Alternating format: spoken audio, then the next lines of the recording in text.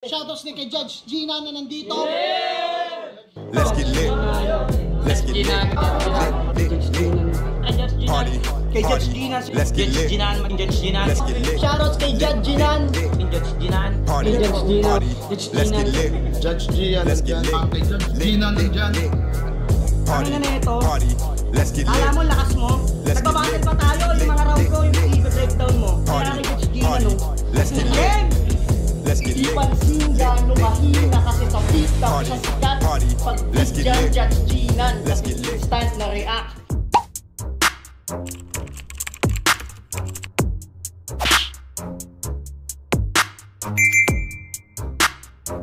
In the yeah, put 'em in the yeah, yeah, yeah.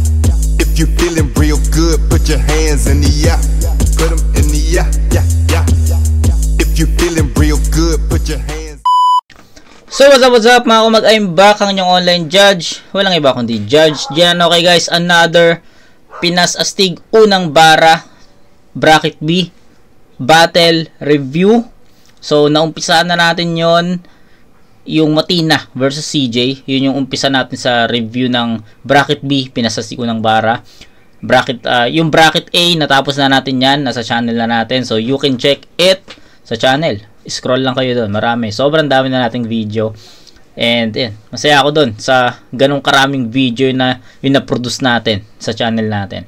Okay, tapos ayun, ito yung pangalawa. Actually nung nakaraan ko pa gustong panoorin to, kaso nung nalaman ko na nasa tournament siya, sinet aside ko muna at inantay ko munang ma-upload yung apat sa bracket tab B para tuloy-tuloy at sunod-sunod natin ma-review to. Okay, hindi ko alam kung ano yung bracketing. Siguro gagawan ko na lang, pero sa tingin ko magagawan ko siya kapag nakita ko yung next match up ng tournament. Siguro ganun. Ganun na lang siguro.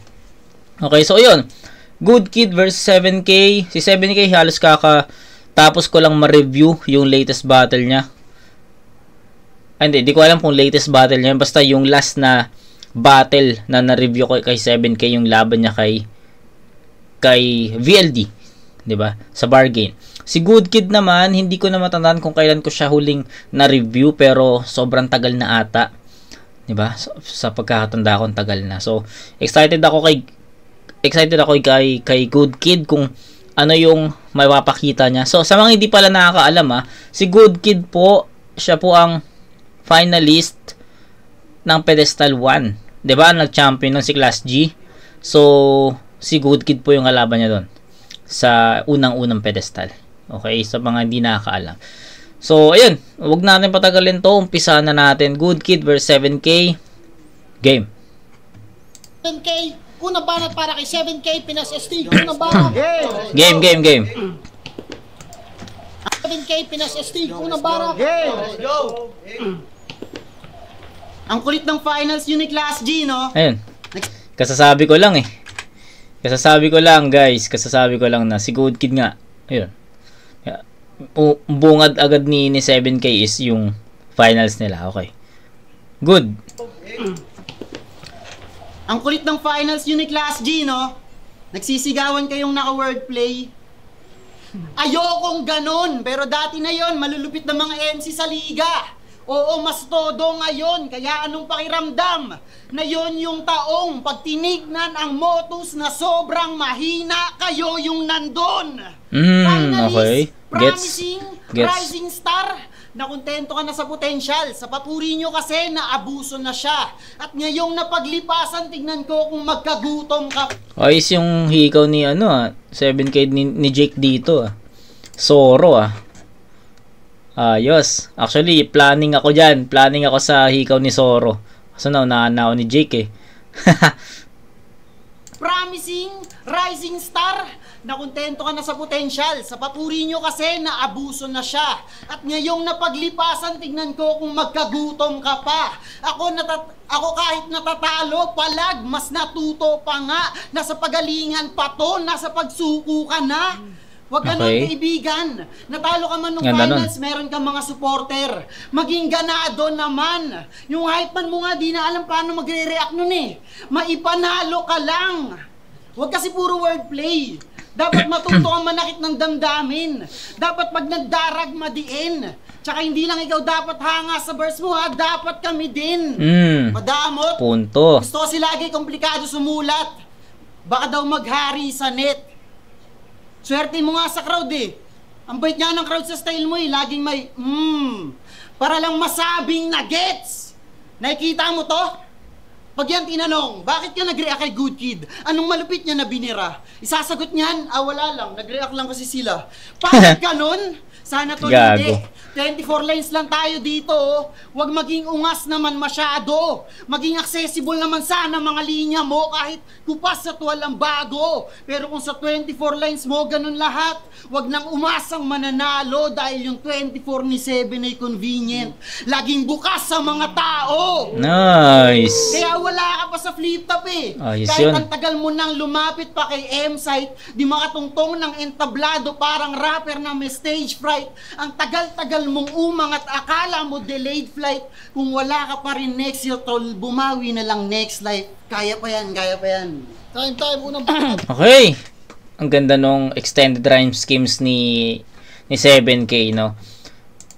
Yun talaga yung strength ni 7K eh. No? All the time, guys. All the time. Every battle na nare-review ko si 7K, nandun yung mga multis. May mga times lang na hindi masyadong maayos yung pagkakatahi or pagkaka-construct ni 7K. Pero, nevertheless, nandun pa rin yung multis. Andun pa rin yung extended rhyme schemes. Andun pa rin yung mga punto. Ang ganda ng punto ni dito ni 7K. Sige, magko-quote ako ng mga nagustuhan ko. Yung tanginan ng finals nyo ni Class G. Sila daw yung ang pinupunto ni 7K na sila daw yung mga MC before na sinasabihang mahina yung Motus, 'di ba? So punto 'yon, no? Kasi parang ang sinasabi doon na kaya nasasabing mahina ang Motus, mahina yung liga ng Motus dahil sila yung mga nandun, no? So tapos binawi naman niya kaagad 'yon. Iba na ngayon. Yun, yung after nung yung punto na yun, andun na nagtuloy-tuloy na yung rhyming schemes ni 7K at ganda nun, ang sarap sa tenga nun. Plus, may isa pa siyang punto doon na yung 7 ni 24 convenient, yung 24 ni 7 convenient. Diba? Angas no? 24/7. Astig lang nun. May isa pa, yung nasa pagalingan pa ako, nasa pagsuko ka na. So, ayun yung mga tumatak na verses ni 7K para sa akin. Actually, may iba pa, pero para sa akin, ayun yung pinakasolido, yung mga nabanggit ko. So, yun. Overall, isang magandang round yun para kay 7K. And, binreakdown din niya kasi si Good Kid na wag lang puro wordplay, malakit ka rin ng damdamin. So, ayun yun. Isa yun. Nabanggit ko pa. Isa sa mga tumatak yun sa akin. So, yun. Overall, solid yung round 1 ni 7K and sa tingin ko mahirap tapatan yung ganong round ni 7K. So, tingnan natin kung ano yung ipapakita ni Good Kid. Kailangan niyang madaig yun. Kailangan niyang lagpasan yun. So, game. Yo! Game. Ako'y tinapad kay 7K! Isang sad boy na desperate. Beta male na mental state, di kayang mag-elevate palabas sa persona, second rate. Verified na very fake yung pakitang tao, lutang masyado. Na parang levitate, 7K. Lutang masyado levitate, na yung okay. hype pang second grade. Dapat alias mo, Lil Jake. Una nung pangarap, Lil Jake. makasampa ng big stage pero may future ka bilang artist. Basta lines mo, gawin mo pang konting comedic. Nainiwala ko na balang araw mapapanood na kita sa Going Bulilit kasi si 7 Okay. dwarf sa facial feature evident. Mukha kang baby face na senior citizen. Baka sabihin, ako, matandang bata, tama, mala Efren na to. At ikaw yung bola sa bilyarang inaasinta ko kasi mababatingin sa'yo. Yang rap mo, pabalat na literal. Panay filler laman, taglay mong talas, hindi lital. sadyang little ka lang feeling. Okay. Sa askin ng battle rap, wala namang shock value yung hirit sa pagiging current ikay palpak. Kasi mga linya mo short circuit. Nagkaroon lang naman ng spark karera mo nung nakalaban mo si Epi. Tapos sunod-sunod na mga talo. Kahit lumalaban consistently, nakabawi lang. Nagkaroon ng spark nung nakalaban si Epi. Yun kasi yung time na buong round siya nag-multis. Yun. Kahit ako, doon ko nakilala si Jake eh. Parang nung napanood ko yung battle ni Jake against Epiteticos, parang yun na yung naging turning point na sa kada battle, nag-expect na ako na may ganong performance or may ganong sulat si 7K. So parang ganon yung punto ni Good Kid doon. Kasi ako, aminin ko, isa ako sa mga nag-abang din ng mga battle ni 7K na since ganun nga yung naging performance niya kay Epi. So yun. Circuit. Nagkaroon lang naman ng spark karera mo nung nakalaban mo si Epi. Tapos sunod-sunod na mga talo. Kahit lumalaban consistently, nakabawi lang nung tagpasan. Nakasurvive sa catastrophe. So, technically, kaya mo lang manalo kapag kaharap battle FMC. Tapos recently, punto na talo naman. ka na naman. Talagang hanep ang katangahan. Napasa kamay ka ng Grim Reaper, buhay mo'y kapit at nahawakan. Kaya hindi ka na 7 karat. Isa ka na lang gamit na kasangkapan dahil ang kahulugan na ng 7 karat ng kamatayan. Hangad ngayon, magkambak niya. Kaso hindi ito pagkasagip o kasawian maituwid. Dahil sinundo ka na ng kamatayan. At sinundo ko lang pabalik para sa kamatayan, hatid ulit. Galing, Gogi. Atay tayo dyan. So, ikaklaro ko lang guys ha. Ikaklaro ko lang. Kanina sabi ko, isang mabigat na round yon para kay 7K. Na kailangan ni Good Kid lagpasan, tapatan, unahan yon. Kasi para sa akin, it was a perfect round for 7K. Ang ganda nun, andun yung punto, andun yung multis, andun yung extended rhyme schemes, andun yung, diba? Andun makikita mo eh, bumabakat, bumabaon, dumidikit, sumusuntok, andoon sa round 1 ni 7K. Kaya para sa akin, mahirap tapatan yung ganong performance. Pero, sa ginawa ni Good Kid, ang tindi nun, men. Andun yung mga punto, sunod-sunod. Hindi ko alam kung bakit, kung bakit parang slept on, di ba? Pero, tangina, ang solid nun, men. Ang solid nun. Hindi ko na nga maisa-isa yung hindi ko na nga maisa-isa yung mga lines ni Good Kid na para sa akin, tumatak. Tapos, yung pagbe-breakdown ni 7K kanina sa estilo ni Good Kid, sa tingin ko, hindi siya naging effective kasi iba yung naging at approach ni Good Kid dito. 'Di ba?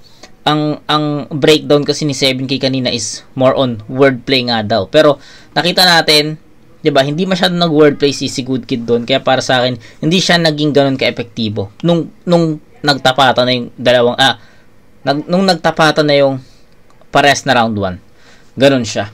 So, sa tingin ko, it was a perfect round din para kay Good Kid. Tumapat yun, pumantay yun, humabol yun. So, sa tingin ko, sobrang dikit ng round 1. Ibibigay ko ang tabla yun. Para sa akin, tabla muna yung unang ikot. Makikita natin yan, magkakaroon ng clearance, magkakaroon ng gap sa second and third round. Pero sa tingin ko yung unang ikot deserve nila na bigyan ng tabla dito. 'Di ba? So para sa akin, bigyan ko ng perfect 10 points yung dalawa or pwedeng 9 points. Sige, mag-expect tayo na mas malakas pa ng rounds 2 and 3. Sige. 9 points for Good Kid and 7K. Tabla muna sa unang ikot. Nagustuhan ko yung performance ni 7K, nagustuhan ko yung performance ni Good Kid. Parehas may mga tumatatak, parehas may mga malalakas na linya. Kaya sa tingin ko, enough yung tabla muna sa unang ikot. Okay, so 9-9. Round 2, pakinggan natin. Tayo, pangalawang banat kay 7K. Yo, alam nyo ba, singer din to? Di nyo alam? Pandayo din talaga boses niyan. Lagi yan. Pinapakanta pa yan ng hard. Minsan kumanta sa ball. Palakpakan mga tao nung pinapalabas na siya ng guard. Kasi nag-my day dati yan eh. Nakakasira ng araw. Nangahamon ka ba tol? Damay lahat sa sheets mo, parang nakatapa ka ng tae, tas papasok pa ng mall. Gagawin kahit hindi dapat. Gusto kasi katakutan natin siya, para lang masabing iba siya. Bumabanat na din niya ng mga katagang. Pag mo ako ginaganyan, di mo ako kilala. Ay, dapat ba kilala ka muna? Nagpapaka-gangsta. Nagpapaka-gangsta ang good kid. Gagawin lahat basta mali. Yung bastos na din daw sumagot sa magulang, yung bibig sarap daw lagyan ng tahi. Bad boy na ang good kid na yan, porket hindi na namomo po. Tangi! Alam niyo, sinasabi niya pag iina siya sa nuno sa puso. Tabi! Ay wow, gangster nga. Unggoy, Gago. mabait ka good kid. Napilit nag-aastang gangsta. Yung ugali, binabago sa net. Mabait na bata ka good kid, di ka nakaranas ng pinapalo sa puwet. Nagpapakagangsta. Gusto mo lang kasi ng validation sa streets kasi nerdo ka. Oo, yung respeto nyo ay kukuhain. Ang kaso kalye mo sa katawan ay puro tae ng aso. Aso! Tingnan mo si Maraj. Magaling, mabait, respetado na may champion's heart. Yung mga rapper na gaya neto na laging kupal ako. Mga trying hard, mga ganit ng mapuri, bulok naman napupundar. Alam naming mga tuli, supot lang ang nagkukupal. Hindi ka pa tapos sa face na katakutan niyo ako, rapper ako. Hoy, magte-30 ka na. Yung pagiging isip bata, hindi dapat yun ang naninindig. Matured din, good kid. Di yabang buhay, good sa pagiging kid. Pero gets ko, sunod-sunuran ka lang sa ideya ng iba. At kung sino ka ngayon ay impluensya lang nila. Kaya't nahuli yata pangalan na dyan nabubuo. Pagkat mabuting bata ang tawag kapag nauuto. Fine.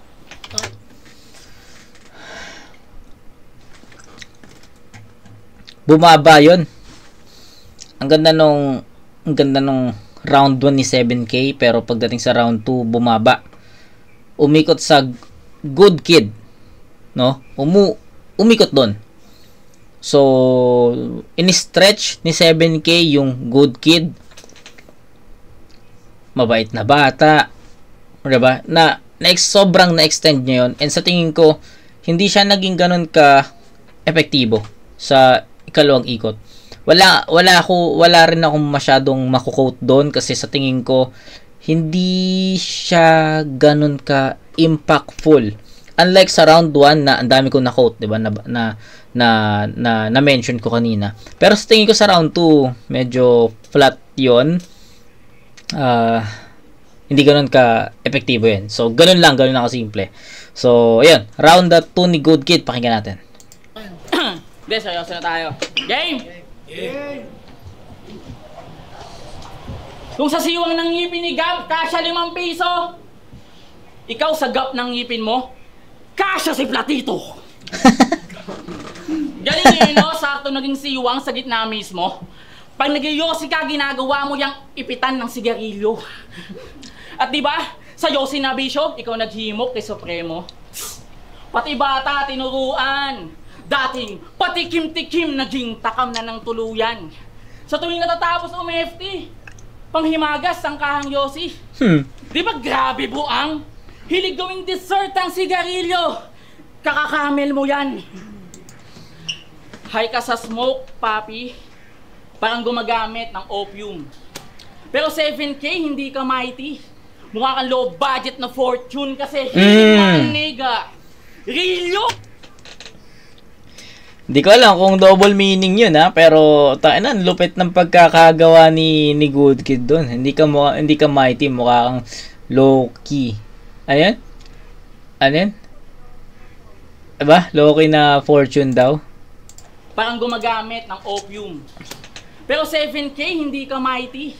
Mukha kang low budget na fortune kasi hiling... Low budget na fortune. Hindi ko alam kung double meaning yun or may pagka...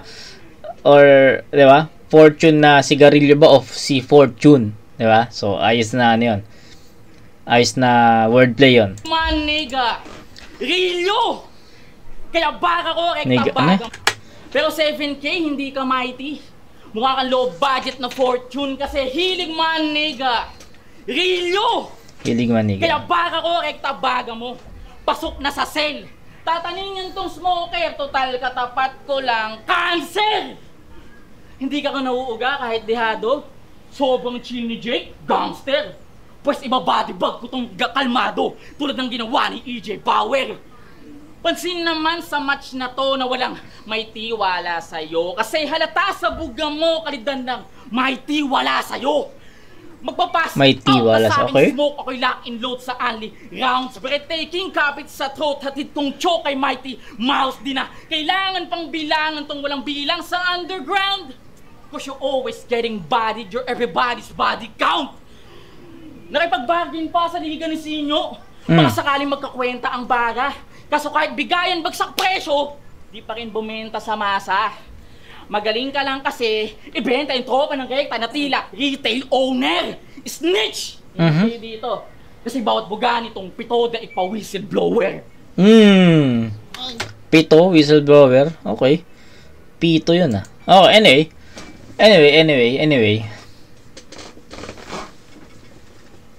Consistent na atake para kay Good Kid. Malinaw na Good Kid yung round 2. Sabi ko nga sa inyo, 'di ba? Titignan natin kung makikita natin yung clearance or yung gap ng performance nila sa unang ikot. Ano pa 'yon? Dikit pa 'yon. Hindi pa natin pwedeng bigyan ng kung sinong panalo doon. Para sa akin tabla 'yon. Pero pagdating sa round 2, doon na nagkaroon ng gap sa performance. And I think Good Kid got this one, scoring 9-7. So ganun kalayo 'yon kasi malakas yung malakas yung round 1 ni 7K.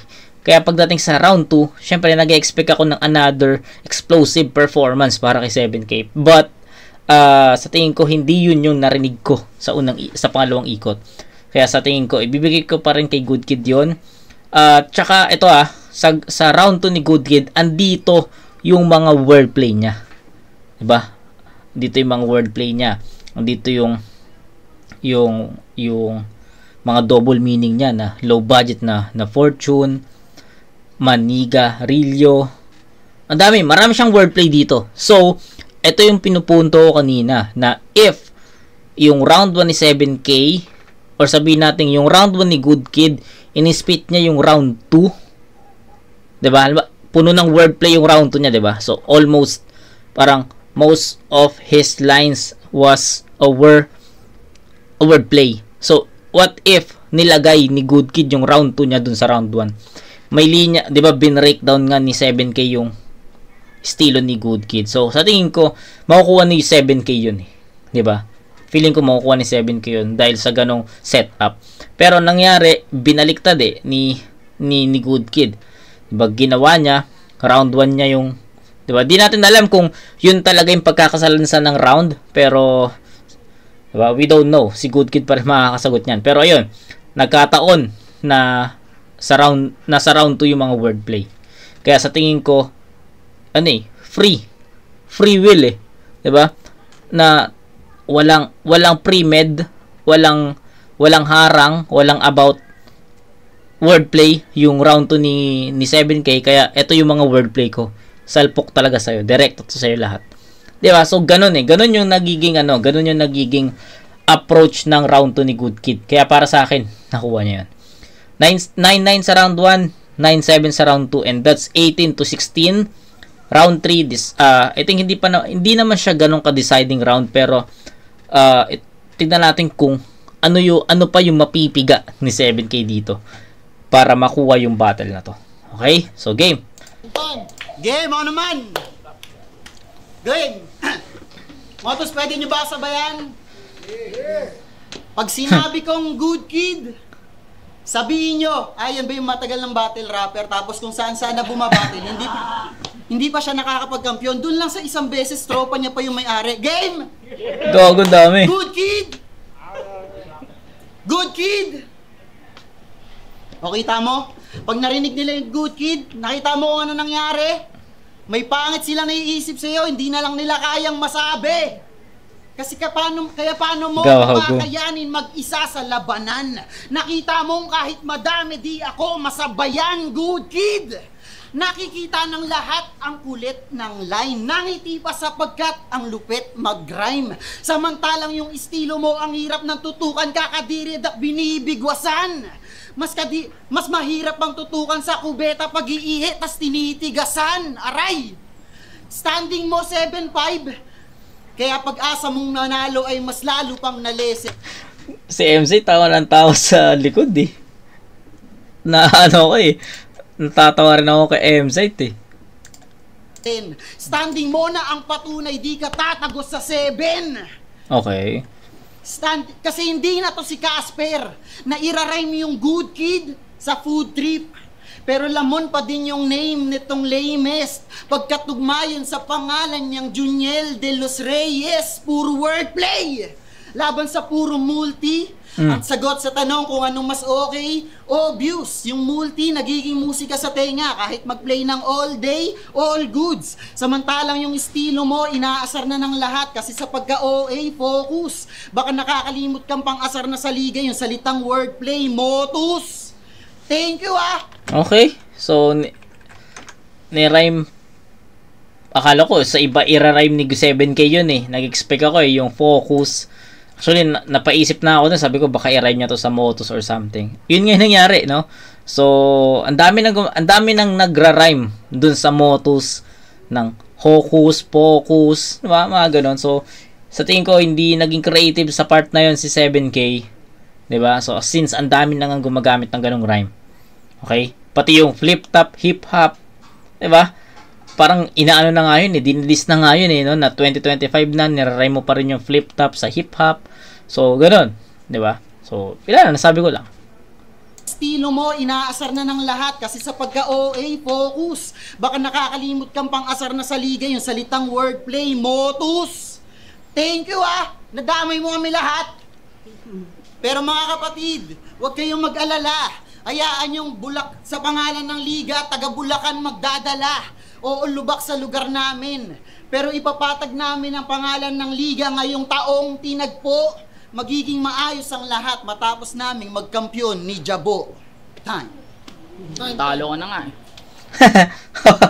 Okay. Paano ko ba i-rate yung round 3 ni 7K?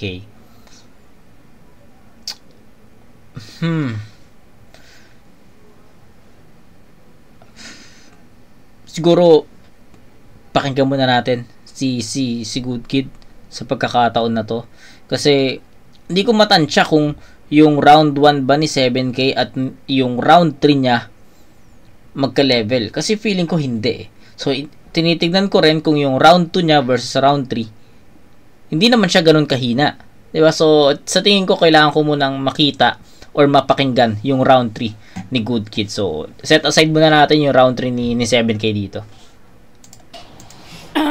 Game! Game! Game, body bag. Alam niyo bang yung pagkatao ni 7K walang kwenta? Kasi sabi niya kay Ray Talavera, kahit ayaw mo, sisibaking kita na parang rape lang ang tema. Man! Yak! Kaya ka naman sa kadiri mong galawan. Magsisimili ka na nga lang, kinumpara mo pa sarili kay Badang. Halos lahat ng battles mo sa motos, panay-sexual lang yung imbentong tira. Tapos sa battle nyo ni Cygnus, proud mo pang niribat na ikaw ay pedophilia. Ligit. Pero nangangaral pa yan kapag nag-aangkin ng anak ang makalaban. Talagang sablay. Gusto ng bata pero ayaw na may batang nadadamay. Ayoko maging judgmental. Mahilig lang siguro siya sa bata at magpakatatay ang manirismo. O baka may nimiss lang na FMC. Kaya umaastang Amarito. Uy! Amari, okay. Alam kong hirap ka pang tanggapin ang malaging na tadhana. Kago. Kay sumobra na sa Kim kaya broke pa rin kay Katana. Niyabangan yung Katana na di uubra sa ira ng barel. Yan tuloy, tinabas ka na mixing dila ni Vergel. Pabidang mapapel! Masyado ka kasing naging maeri sa mababa mong lipad. May nakadaupang pad lang natala, pinantasya ng sumikat. Tumaas na ang pangarap, kalawakan na hangad masipat. Kaso habang umaangat, mas lumulutang ka na walang bigat. Okay. Pang out of this world daw ang yung tugmaan. Kasi nung sinubukan kong emerge, lahat ng round mo, one-dimensional na nakakulong lang sa multiverse. Wala kang strange na abilidad, kaya huwag kang umastang heavy gut kung sa image creative ka. Kasi editor din ako sa battle rap ay God Kidlat. Dito sa tournament, itong 7, drop malabo nang mag-level up. Kaya nga yung elimination, ikaw yung isang mata tanggal na parang Fetty Wap. Tang ina, solid. Kaya para sa laban na yun. King ina mo. Strongest round ni Good Kid yun. No doubt, guys. Hindi na ako masyado magbibigay ng explanation doon. Strongest round ni Good Kid yung round 3. Perfect 10 para kay Good Kid. Tangina, sobrang na-enjoy ko yun. Sobrang ganda nung mga binitawan niyang mga linya doon. Kay 7K naman, gitna siya ng 1 and 2 niya. So sa tingin ko, 8 points ang ibibigay ko kay 7K doon, pero kay Good Kid, perfect yun, man. Hindi na ako magbibigay ng marami pang explanation. Round 3, Good Kid. 1, 2, 3, all 3 rounds, Good Kid yun. Pero yun, props pa rin kay 7K. I'm sorry. 2 and 3, Good Kid yun, pero round 1, tabla. Strongest round ni 7K yung round 1, pero 2 and 3, medyo pababa na eh. Diba? Then kay Good Kid naman, all 3 rounds, nakuha niya yun. Okay, first, second and third round, nakuha niya. Round 1, tabla. Okay, so that's 28 points for a Good Kid. Kay 7K naman is 9, 16, 24. So, yun. 28 to 24. Tama? 28 to 24. 1 tabla, 2 and 3, Good Kid. Yun lang. Shoutouts Battle League. Magpasalamat sa 2 kay Eras ni Bayaw Slack 1. At shoutouts nga pala syempre kay Bayaw Pistol. Pero yun, ang boto ng Murado, mag-a-advance sa second round, 2-1. Uy, 2-1. Mag-ingay para kay Good Kid. Shoutout kay 7K. Shoutout kay 7K, shoutout sa kuya ko, Phil Bien, tas sa kasama ko, A-Breezy. Yon, 7K. Shoutout kay Gemma sa girlfriend ko, kay Shanti bagong dating, wala akong sa mga kagrupo ko, walang dumating, sayang, di nila napanood yung galing ko. Yan, shoutout kay Good Kid. Gago. Okay, tawa ko doon. Sayang din na. Okay. Tag-ina. Tawa ko doon. Di ko ina-expect na may ganong sasabihin si 7K. Pero, ayan. Nevertheless, solid na battle yon actually. So, props kay 7K, pero sa tingin ko, kung iba yung kalaban ni 7K, possible sa kanya pa yon, pero ibang klaseng Good Kid yun. Prepared na Good Kid, kaya Good Kid. Okay, so yun. Kita-kits sa next na review. Syempre, pinasastig unang bara pa rin. Meron pa tayong dalawang re-reviewin. And tignan natin kung mare-review natin siya ngayong gabi. Pero sa tingin ko, isa na lang. Diba? So, yun. Kita-kits sa next na review mga kumag. Peace out.